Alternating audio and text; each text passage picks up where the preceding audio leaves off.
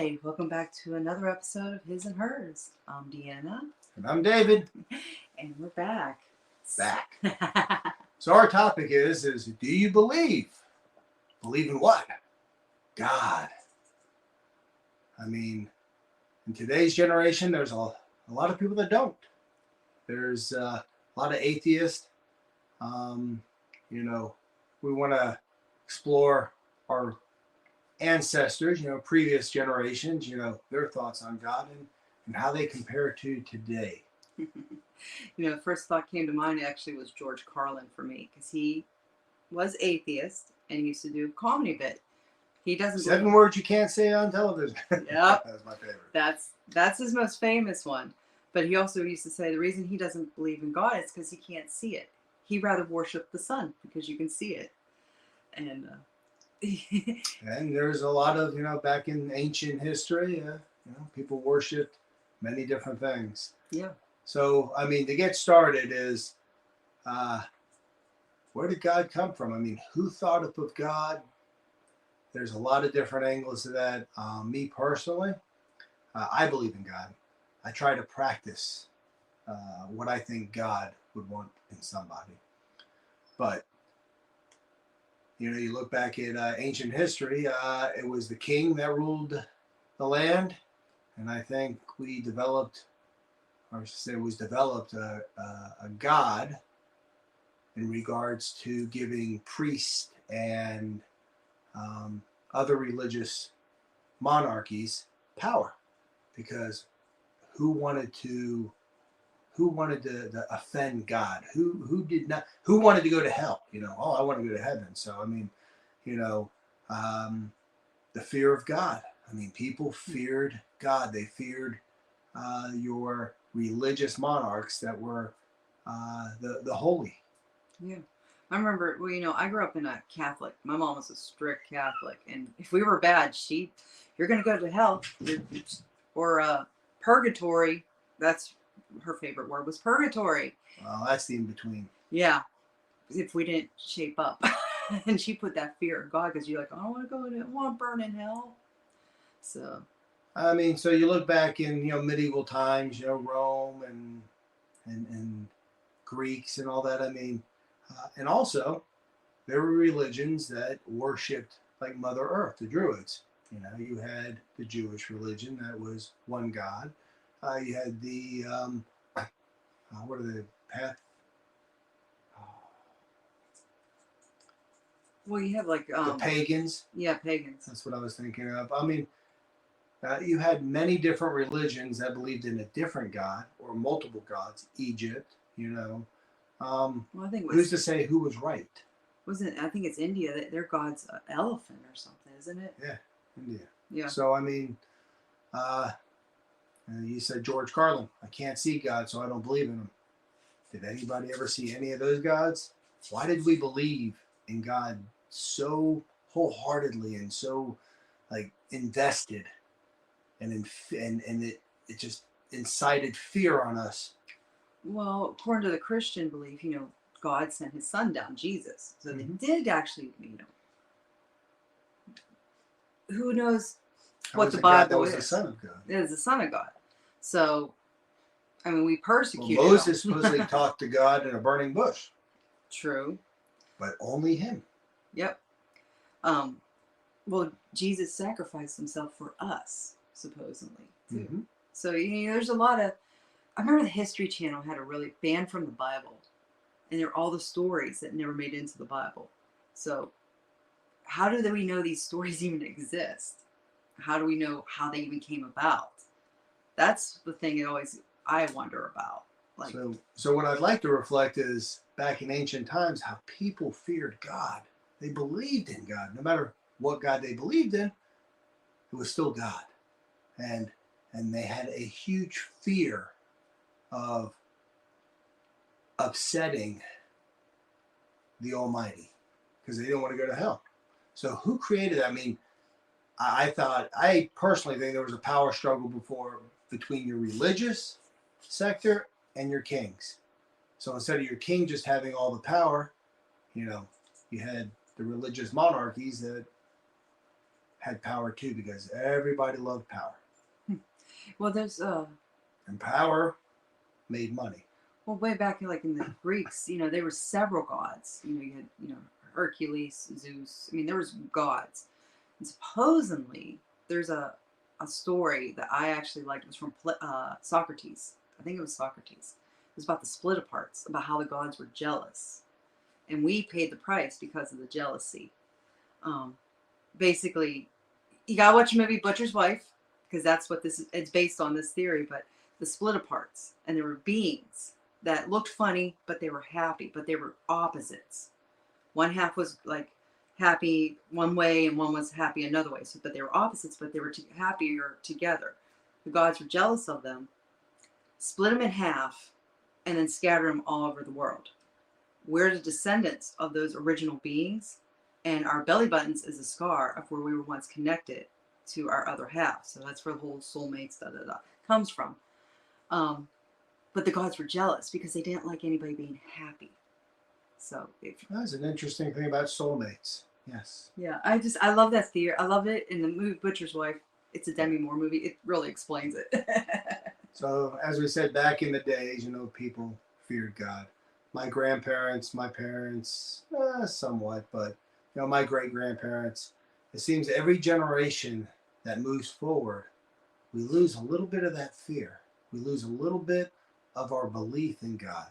I mean, honestly, God or no God, well, how can you let horrible things happen if you believe in God? I mean, how can God allow that to happen? I mean, horrible things. The sex trafficking, the slavery, the natural disasters, the homeless. I mean, how could God? And of course, the easy answer is, oh, well, he gave us free will. Free will. Yeah. You can say that about everything. Free will. Is that a reason or an excuse or what?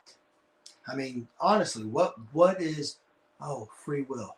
Because in any business organization, you have free will within boundaries. So where are our boundaries? If God frowns upon a lot of things that his children are doing, where are the boundaries?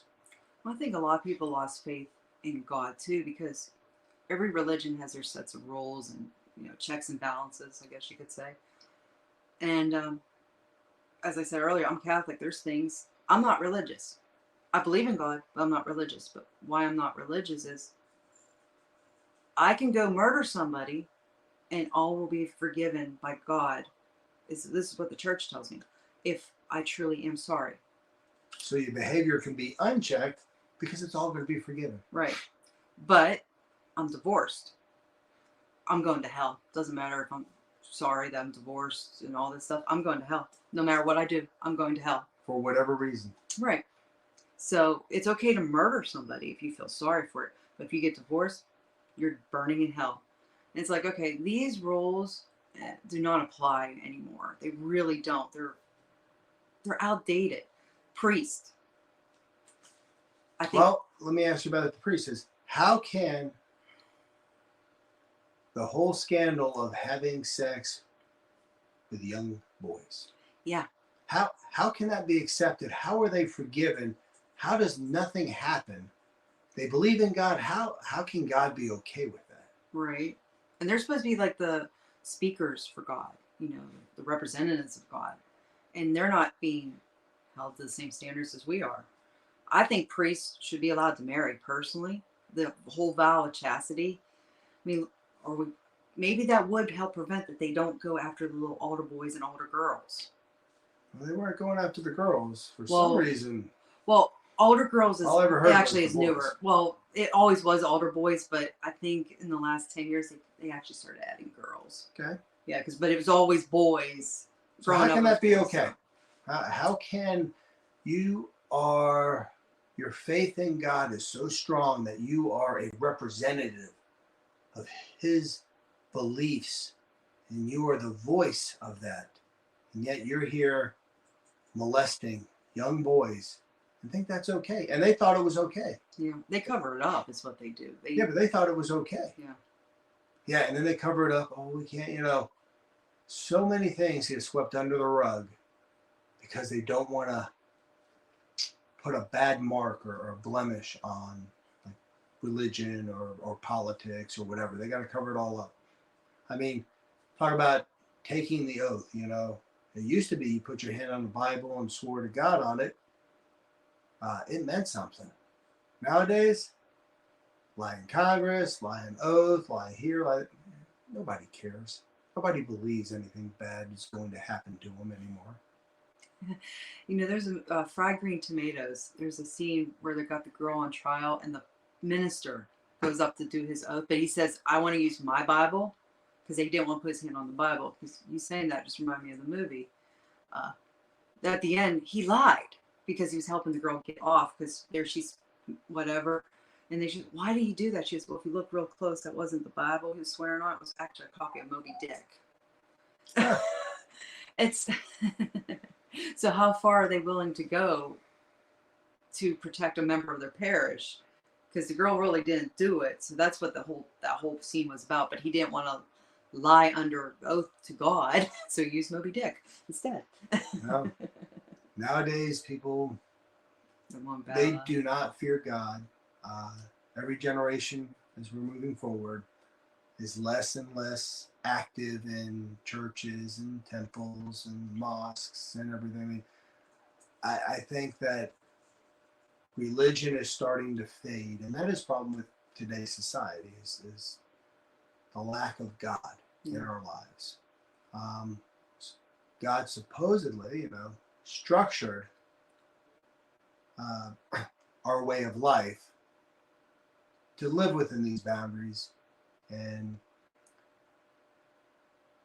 nowadays it just seems like there is no boundaries, there is no justice in regards to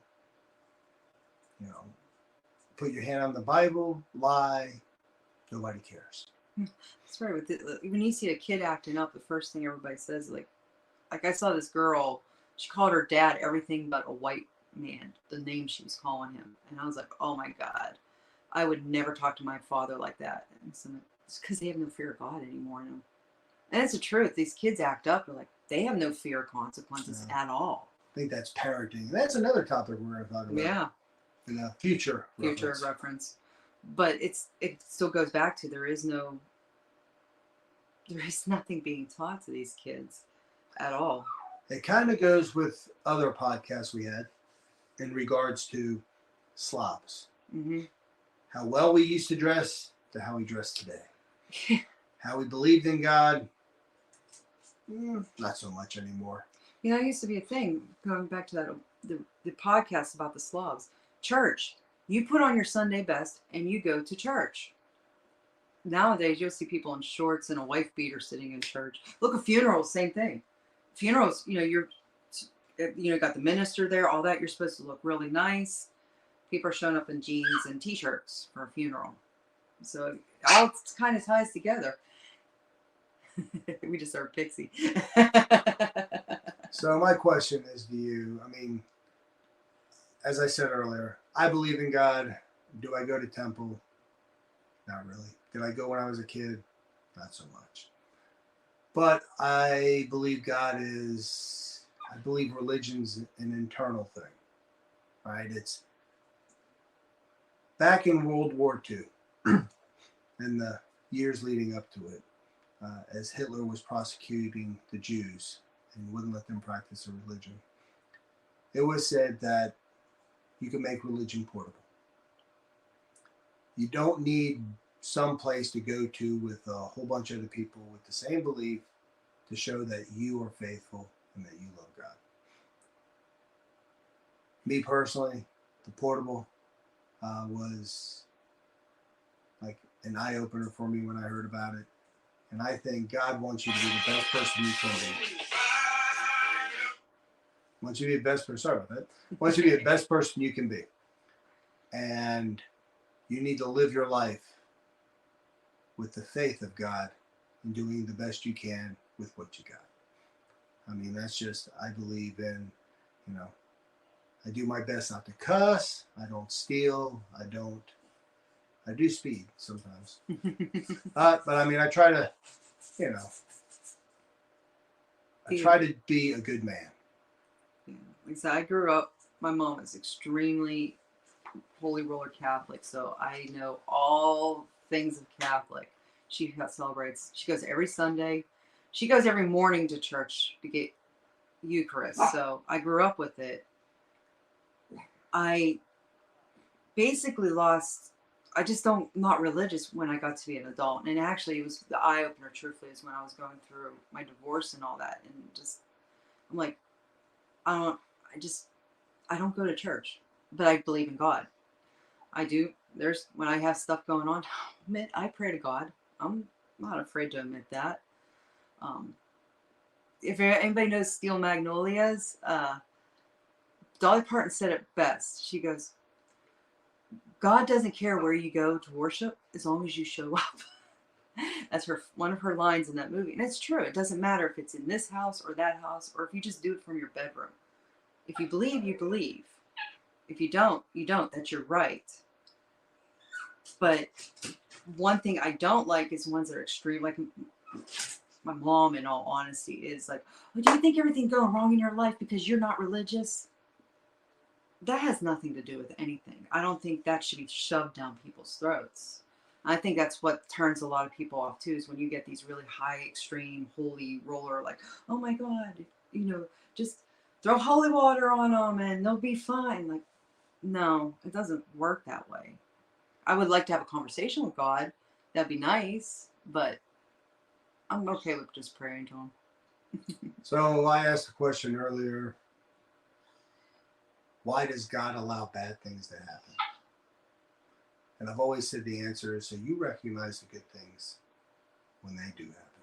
Because if it was only rainbows and unicorns and good things, that becomes a normal, and you don't recognize the good stuff anymore. That is true. But there's some things I don't have answers to that grind my gears. I mean, the sex trafficking, child, anything, abusing children. Just, I don't understand how God can sit on the sidelines and allow that to happen. Yeah, that's the only, I don't understand that either. Like, especially like if somebody's like, say you're expecting a baby and all of a sudden you find out the baby's born with cancer. Like, this baby hasn't even had a life yet. It's not even born. Yeah. I don't understand that. I really don't. And I know everything happens for a reason. That's what we're taught. And I just like to know the reason sometimes. Like, why? There is no reason. There is no reason. We're not supposed to question, but you can't help but question sometimes. There's no reason. It just happens, So, I mean, do you believe in God? How much? Where's your faith?